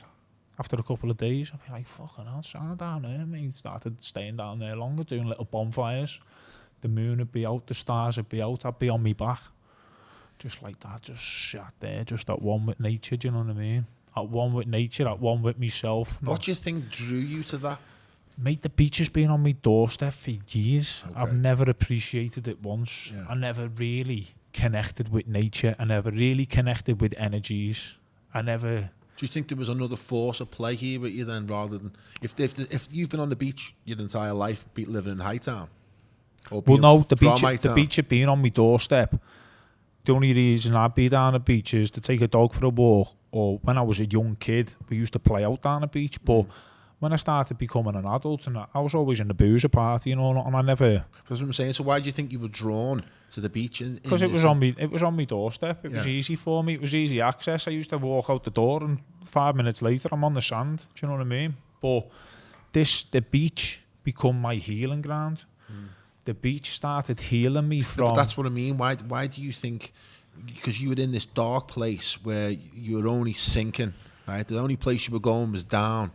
What do you think it was that said, that's the place where I'm going to go and find myself and bring myself out of this dark period? I think because the beach was an option, because it was on my doorstep, it's the first place I went to, because I'd sooner walk around the sand and on the beach on a sunny day than walk around the streets. Because it sounds to me like you went to go and sit with yourself and you know, find out who you were, or talk to yourself in a quiet, silent place of solitude. Yeah, it was nice down there, mate. Yeah. Listening to the birds tweeting, see the families with all the kids and all that. And I used to take my kids down there. It was just a nice, peaceful place. And obviously, the more time that I spent down the beach, I lived by the beach. I started interacting with people, and like when you see young lads like myself, young girls, other people, there'd be like little bonfires dotted around the place. I'd be like that with me music strapped to me back with the tunes on. Started feeling all good about life. It was like, what's happening now? How are you? What are you doing? And they're like, nothing, we're just chilling, having a bonfire, chill with us if you want. I'm like, yeah, Sam, go ahead, because I haven't been socialising with new people for a long time. I started hanging around with Awaken people. Okay. People who were also down the beach, who'd go down there to watch sunsets, sit under the moon and stars. They were feeling the energies of full moon gatherings and all that started coming into play. I started knocking around with like hippies, do you know what I mean? Doing bonfires, meeting people. And this girl said to me, she went, do you know what, Mark? She went, have you ever done psychedelics? And I went, nah, I've never done them, you know. Said that's something I've always been a bit wary of, because I've heard stories about bad trips and, you know, if you're not in the right place, you're going to go weird wavy off them. So for me, I'd always avoided them, but she turned around to me and the one thing she said to me, which flicked the switches, they heal all sorts of issues, these, you know. I went, like what? She went, PTSD, depression, addiction, and I went, do they? And like, it couldn't have come at a more perfect time for me, because I'd gone through all the suicidal episode leading into 2020. I was dealing with me addiction. So like I wasn't using drugs. I'd stopped drinking booze and that as much as what I used to. And to me, it just went, I need to try these. I need to see what they're about. And I got a couple of grams off some kid and went... Mushrooms. Yeah. I just went and sat on a sand dune and just went... And is this the first time you're taking mushrooms? Yeah. First time I took them. Amazing. And mate, I sat there on this sand dune. Yeah. I had a fucking scream. But I got connected as well, do you know what I mean? So did you feel as if you'd expanded your consciousness for the first time? Yeah, and what had actually happened is, because I've been in a fight or flight mode for so many years and been suffering with the paranoia and the depression, parts of your brain goes dormant when you're in these psychological states of mind. Your brain becomes dormant and only certain channels of your brain will connect with each other. Mm-hmm. So for me, I had just reactivated my brain, just gone, and I just fucking went from being depressed and sad and all this. I haven't had anxiety, mate, since that day. Well, you know, psychedelics are a really I haven't had anxiety, and misused. I haven't had depression. I've had no PTSD. Yeah. So there's 3 massive things that's healed for me just off. And I've probably done them a handful of times. Well, there was a study recently where doctors in America were given terminal patients, right, who had no prospect of surviving whatever illness they had. They had less than 3 months to live, and they gave them magic mushrooms. They said you can choose to dose what you want, and they've done this big study, right, and all these people with terminal illnesses, there was no hope. They give them magic mushrooms, right? And almost everybody on that study came back from those experiences and had lost the fear of death, right? And it made their experience and their final days here far more pleasant and far more, you know, reasonable, right? So it was a really successful study, and you know, it was suppressed and we haven't really heard much about it since. But psychedelics have an incredible healing power, and it's really unfortunate that we live in a society that classes them as a Class A drug. Yeah, the government have done that for a specific reason though, haven't they? Because they knows it makes people more conscious. Now, for me, psychedelics, I'd never advise anybody to take them unless it was under for medical reasons. Now, if someone came up to me and asked me about them, I'd never advise them to do anything. I'd just tell them what they done for me. What you do for you is down to you. But what they've done for me is this, this, and this.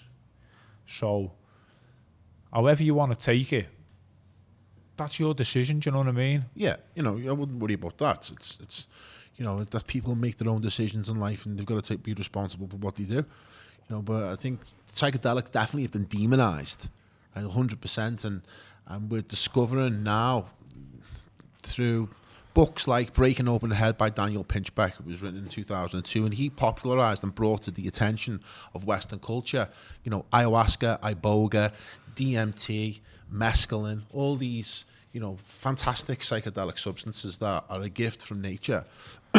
And so wake your ass up. And a presence all over the world. Is that, you know, there's been an awakening in a sense of people wanting to explore other realms Put of it this way. consciousness and seeing what's behind the curtain, right? Because, you know, we asked ourselves a question, don't we? What's going on? Why are we here? What's the nature of reality? And it's very difficult to try and figure it out sometimes. And what psychedelics can do is give you an insight into another realm, right? Yeah. Depending on what you take. Yeah. Yeah. And all that group down by the beach, I'm guessing, are cosmic scousers. They've been referred to it as that. I love that term, right? Cosmic I love that term. scousers. It's like a new genre. How are we? It's I'm just down a bit with these cosmic scousers. But it's like a new genre of scousers that we haven't had before. It's a whole new genre, and you know, I think it's defined a little bit about by groups of you know, people from Liverpool who take DMT and other. But look, you've got Yeah. kids who go to boozers. Yeah. They get pissed, they go on benders, they sniff cocaine, they fucking sniff and ket. They're doing all that. Exactly. Or you've got kids who are going down the beach and having a bombie. Might have a little joint and have some mushies. I don't even think they're comparable. I don't even think they're not even in the same league. For me, Yeah. after being such a avid cocaine user back when I was younger and growing up, to someone now who's probably done psychedelics a handful of times, because I'll never let myself get addicted to any sort of substance or anything, and I'd never use anything. But they're not addictive. I wouldn't use something unless it was for medical grounds. For me, Psychedelics are not recreational drugs. They're like a they religious. get used recreationally though, you know. They're like a religious sacrament. Yeah, they are, mate. That's for the people like myself who are actually like spiritual, who respect them, who use them under the proper measures. There is people out there who do use them recreationally, which I don't stand for, mate. To think they're a medicine. Yeah. You know, you use these as part of your healing journey. You use these if you want to overcome the adversities. Don't be fucking throwing these about like they're just a little bit of fun, mate. Respect them, do you know what I mean? So when was this then? May. Round about May. Mate, well, I'll tell you when it was. You know, and for anyone who's at home, if you go on my Instagram profile, This Right. the video. I deleted everything from my past, yeah? And the very first post you'll find, if you scroll all the way through, I think I've got like 900 posts. If you go to number 1, yeah, there's a picture of me like this on the beach. And then I just put, if you know, you know. Because at that time, I was on my first psychedelic trip and I was looking at my hand and it was all like wavy and all that, and I was just like mesmerised by it, and all the marron grass was all floating, and I was like, wow, and the birds and the flies and all that were coming, and everything was dead enhanced. For me to be experienced that, I was like, wow, this is crazy. So this catapults you into a whole new world, whole new people, whole new ideas, Yeah. motives, you know, dreams, desires, and all of a sudden Mark reinvents himself. Or do you find you were originally? No, that day triggered me to want to bring people together onto the beach to heal. Did you find your Because purpose in that moment because you've been lost? I was then at a point where I'd met a couple of people who were down there healing. These people used to say to me, oh, there's loads of people like us, you know, there's just loads of different groups all over Liverpool. And I was like, why aren't we all together? If we're all on a healing journey and we're all doing positive things to move forward in life and have a new outlook on life, why don't we all come together and do the journey together? We'll all do massive bonfires. So that for me triggered me to go, we need to bring people together. And I started setting up and posting stuff on my Instagram, like little events, bomb me on the beach, full moon parties. Went to the Lake District. We done like a wild camping event there, and before you know it, mate, there was 200 people. Just 200 people who were all like, "Yeah, what's happening, man? How are we? You cool?" And all. I was like, "Yeah, we're good." And like a lot of these people have been through similar lifestyles and down the similar roads to what myself have been around. Do you know what I mean? Mm-hmm. They weren't like little divvies. They were like people who generally wanted to better themselves and have a better outlook on life, and they didn't want to be wrapped up in that lifestyle anymore. Do you know what I mean? A lot of these people were still suffering from anxiety, depression. They were still stressed. They were still coming to terms with themselves, but they put themselves around like-minded people who were all positive. It was like a community. Well, it was a community. Yeah. Now Awaken Souls events is just one big community. So when did you get the inspiration to set up Awaken Souls events. When did that come about? That come about as it started off as a full moon event down the beach in the middle of the summer, well, the beginning of summer. And I was like, I had a couple of close mates around me. There was a couple of new people that I'd met by going down the beach, and I was like, come here, let's all go and have a big full moon party. We'll do a big massive bommy. We'll chill out, watch the sunset, we'll put some music on, and we'll just camp. So that, like, the whole bonfire music and camping thing become like an event package, and it was free. It's just like, we're going here, this is what we're doing. If you want to come. You know where we are. There's the old school illegal raves, isn't it? Back in the 90s. There's the location. There's the pin drop. More the merrier. Make sure you bring a good vibe. No coke welcome. No cat welcome. No booze. How did you police that? Self-police, mate. Was By like-minded people. Yeah. We didn't want to be around the cocaine, the booze, and the hard drugs, because what you find is when people are intoxicated or people are on cocaine, they change, the personality and the demeanour changes, and that's when trouble starts happening. Do you know what I mean? In my eyes, and in a lot of people's eyes, we were getting there just to get connected. I know you don't get any kick-offs, do you, when people are on mushrooms? Nah. You know, it's all a peace and love vibe, isn't it? Everyone's laughing, joking and hugging and having a great time, generally. Mate, it's fucking boss. Yeah. So, okay, this is great. So you're pulling yourself out, you've found yourself, you know, you've got a new direction in life, you've got a new company. Yeah, and everything's going great. And I've seen some amazing videos of where you were on the beach and there's like 700 people there and they're doing circuits and meditation and fucking that amazing. was the three amigos. That's where myself, Mark Scano and Martin Bone teamed up. How did you meet those two guys? Tell me a little bit about them. So I met Mark Scano because when I started pulling loads of people down to the beach and that, I always want to go bigger, louder, more people. Do you know what I mean? That's what I get passionate of, bringing good people together and bringing crowds in. And I'd always had a passion for music. So there was a forest off the Formby bypass, which I had access to. I wanted to do a festival there, which I couldn't go ahead with because of obviously these restrictions and all that bullshit. Was this hippies in the woods? Hippies in the woods, yeah. So I needed security for hippies in the woods. And my mate, good mate of mine, Mick Williams, shout out to Mick, he's a cool dude, he's been by my side, he's been pulling me out of a few holes. Mick went, I've got a mate there, I'll introduce you to him, he's about all what you're about and all that. I went, cool, who is he? He went, Scano. I was like, phone Scano, what's happening, lad, how are you? I need to speak to you about some security and that for an event. Yeah, cool, come down the office. So I went down and that and like sat down with Scano and he was like, I want to change the city. And I was like, so do I. He's like, tell me about yourself. He started telling me about Awake, about doing all the self-development, you know, with the kids, about setting up his new centres around the Liverpool, about doing the yoga. He's doing something fantastic, isn't he, with helping kids learn meditation and yoga and tapping into their inner consciousness. Yeah, because he's actually already in placements in schools around Merseyside, so he's already interacting with youngsters before they take the turn, if you want to call it that. So he's already active in the schools. He's got kids who are coming now to his yoga studios, and he does all the self-development, the mindfulness, the nutrition. He teaches them just about health and, you know, being at one with themselves from a young age. But Mark phoned me and he went, I need you to meet someone. Are you free? I went, yeah, I'm free. Where we going? Sefton Park, meet us down there. So we turned up, and that's when he brought Martin Bone with him. I was like, what's happening, Marty, and all that? So we started talking about, obviously, what I'd started making a bit of noise in the city by now, because people were all latching onto these events that were coming. Yeah. I had people coming with flamethrowers and everything down the beach. I had DJs, the police were mini Glastonbury. It was, mate, yeah. It was like the talk of the city, and it was boss, and it was like all cool people coming to do cool stuff.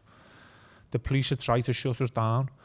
I'd be like, nah, mate, you're not shutting us down. We're all here for our mental health, mate. We're all here healing. We're doing yoga and meditation. And we're not even drinking. Yeah. Leave us alone. We're not even doing nothing wrong. Do you know what I mean?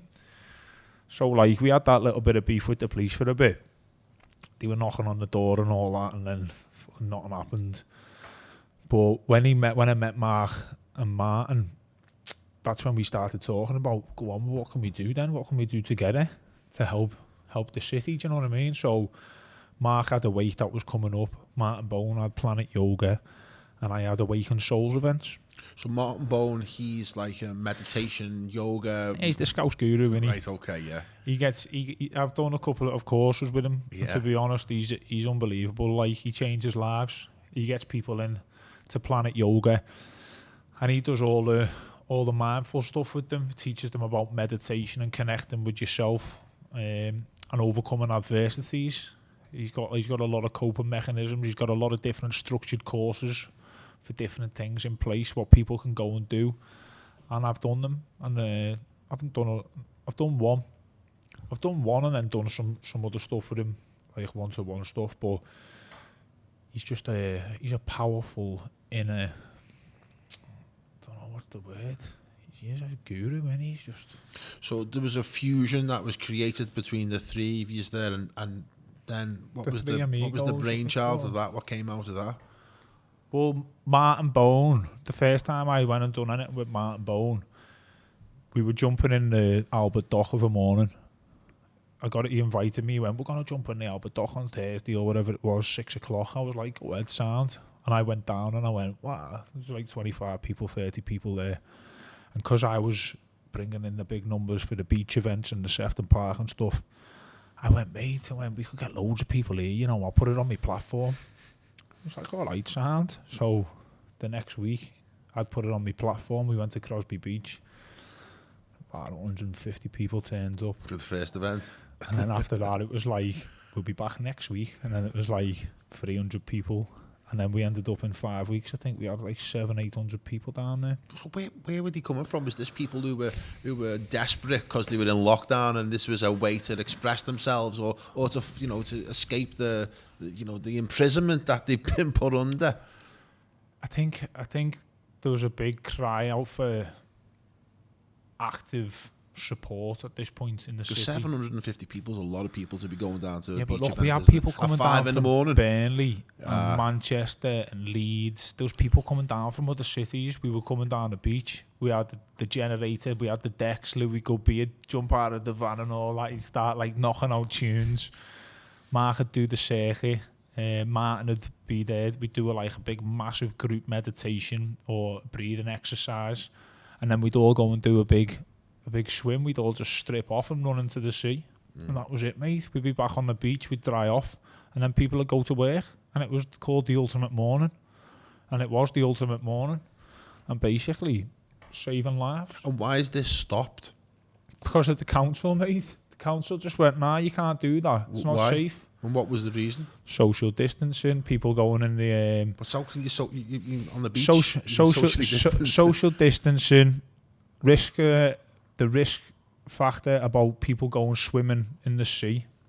They didn't want people getting washed out and caught in the riptides and that.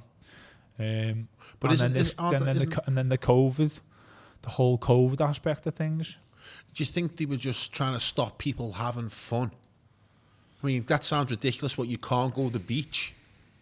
I mean, how can that be, dangerous going to the beach? It's only as dangerous as any other time going to the beach, isn't it? I don't know the ins and outs. So when are you starting it up again? Mate, I'll be there tomorrow. Do you know what I mean? But I'm not the one who calls all the shots. Do you know what I mean? And that's a predicament what I'm in now. I'm not the one. It's not all down to me to make the decision. Do you know what I mean? It's got to be a decision that's made at the right time by the right people, and it's got to be an agreement that's made.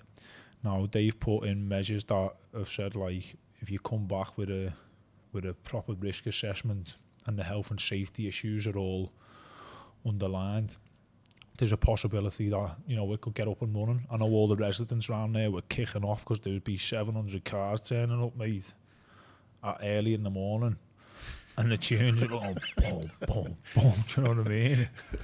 It was all over the papers and all over the news. It had a ripple effect. There's people down south who were like doing what we were doing up here. Do you know what I mean? But I think if we would have turned up the week after, we'd have had over 1,000 people there. What do you think they could have done to stop you? I mean, what practically could they have done? I mean, how can they ban you going to a beach?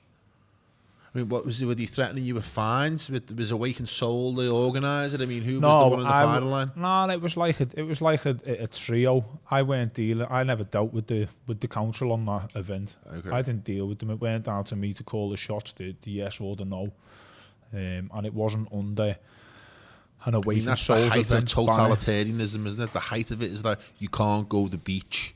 But didn't you hear that they tried to shut the beaches?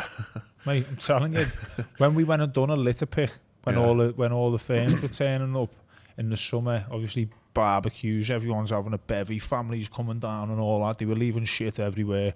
So we'd be going down there. I think we had like 120 people one day just litter picking. Is this where the litter picking project grew from? From your beach community being upset at your community being, vandalised? Yeah, because we'd take the kids down there and there'd be smashed glasses and smashed bottles and there'd be boxes everywhere. There'd be all the gas canisters where they'd been on the balloons. There's just shit everywhere, mate. Honestly, it was disgusting. It was bad. Like, it's a wider problem, isn't it? The litter on the beach was an issue, and like, we were trying to put a message out. Look, if you're going down the beach to have a good time, go and have a good time, but just take your shit away, take some bin bags with you, and get your rubbish and go with it. Don't leave it. Listen. They did. Yeah, they did. But we tidied the beach. Kirby Skips donated 2 8-ton skips to us. Wow. We turned up with like a proper firm of good souls. And was this all your beach crew? Yeah, this was all the beach crew and the community and all that started coming together over the events that had been getting put on. So as one project closed, the beach, another one began, which is the litter picking. Well, we were doing beach events, we were doing park events, we were doing litter picking events. We were just doing gatherings. Did you ever see yourself sharing circles where people would come and sit down and we'd just talk about life, talk about issues? I done cocaine anonymous gatherings where invited people in the city who had cocaine issues. Well, listen, come to Sefton Park and we'll sit down. If you're willing to talk, because I've been there and I've got friends who've been there and I've got people who can show you coping mechanisms, how to get over these addictions. So started bringing people to Sefton Park and we just sit down in a little circle. It's a nice sunny day and we'd all talk about our drug problems. And like, the council have stopped all this? Well, now you can't meet up with people outside your home, and the reason this has stopped mainly now from us is because it's winter and it's cold and it's dark, and the mission now is save our city, innit? That's the mission that all my focus and all my attention's on at the minute. I haven't done an Awaken Souls event. When was the last one? Can't even remember the last one. We all rocked up at Liverpool one day.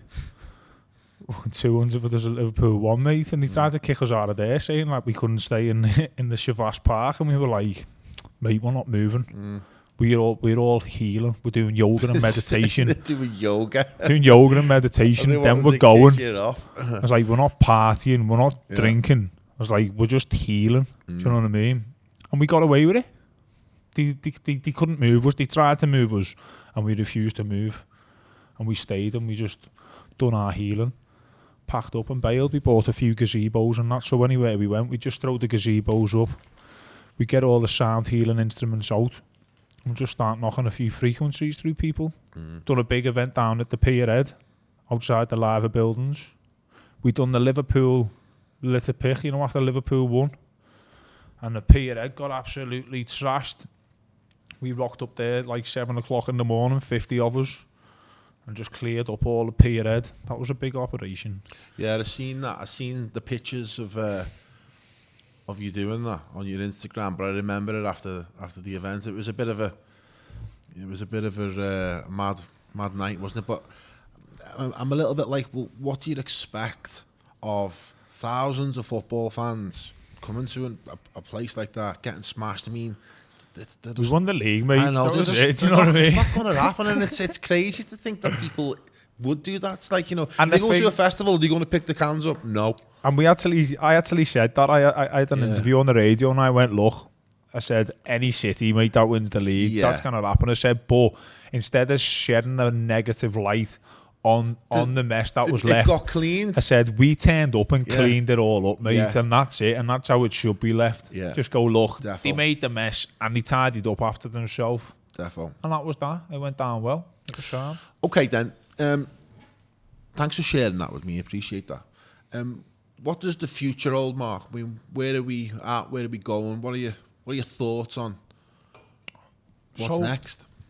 I've got a few things that I want to do. Obviously, the mental health and well-being centre that I need to get all set up, which I've got a partner who I'm involved with, who's been by my side since this journey began, really. And his life's changed around as well. So we've got a unit that we're going to get our own studio in. We're going to get a mezzanine floor in there. We're going to get it all decorated and make it nice and natural. Invite all the local school kids to come in so that we can do self-development courses with the kids. We're going to do adult self-development courses, do the hot yoga, do the circuits, do the nutrition programs. We're going to run all our community-based operations from there. So we'll continue full-time to do the helping the homeless, the litter picking. So they'll get done, and we'll obviously be running the food bank permanently for all of the mums and the kids who are suffering in the city. As long as the donations keep coming in, we'll keep providing them, do you know what I mean? But I want to have proper teams who I can employ on a full-time basis to be out doing all these good things in the city. And another thing for me, which is part of my dream, is to get into doing the healing events, doing the retreats. So I want to run retreats where people can come, small intimate groups. We'll eat 100% plant-based foods, have smoothies, we'll do sound healing, we'll do yoga, we'll do meditation, we'll do bonfires, and we'll just have nice music and acoustic singers and guitarists playing on the event. I want to do the festivals, so I want to be getting thousands of people together for the festivals in the fields, and just do it all, just all good vibe stuff, mate, you know what I mean? I love the music, mate. What about Save Our City? What's your focus there? I mean, hopefully we'll try and get this edited tonight and published, hopefully tonight. Isn't there something happening tomorrow, 31st of October in Liverpool? Well, Save Our City, tomorrow night, you mean? Tomorrow in Liverpool, isn't there a march? The march, yeah, we've got the march. Well, Save Our City's going to be, like I said, it's very early days, isn't it? With Save Our City, what have we been up and running for? Three weeks. 3 weeks. And I mean, Save Our City is very much about all the city coming together for our freedom, isn't it? So this is going to continue for me full time till we get to where we need to get at. Till we're free. Till we're free. As far as the future, it's never ending, innit? If we're doing good things for the city. What would you ask people to do tomorrow? If we can get this episode out in time, and I hope we can, right, is that hopefully some people will see this tonight, tomorrow. You know, would you ask people to come down and attend the march? What details have you got about it so that anyone wants to come, do you know where to go? So we're going to do the march from St. George's, which has become our prime location, hasn't it, for meeting. Except this time we're going to do the march instead of the standing rally. And for me, I'd love the people who are awake, who are like-minded, who all want the freedom of the city, who all want our younger generation to have better lives. Everybody who wants the suffering that's happening now. Forget the petty issues. Forget all these issues that everyone's having on these online social media platforms. Forget it. Come together, shoulder to shoulder. Let's be strong. Let's unite. If there's any differences that people do have, if there's things that they don't agree on, let's talk face to face about it. It's all about solutions. Let's have solutions instead of creating problems. Because there's a lot of people, and to keep a lot of people going in the same direction, it's hard, isn't it? It really is. But if it's like herding cats. If you stay positive and you look for solutions, not problems, I believe it can be done. And it's about unity. It's about coming together. That's what this is. That's what we need as a city right now. We need to come together. You know, if a word doesn't match your required preference on a poster, we can change it. But don't kick up a massive fuss about it. Let's meet up and talk.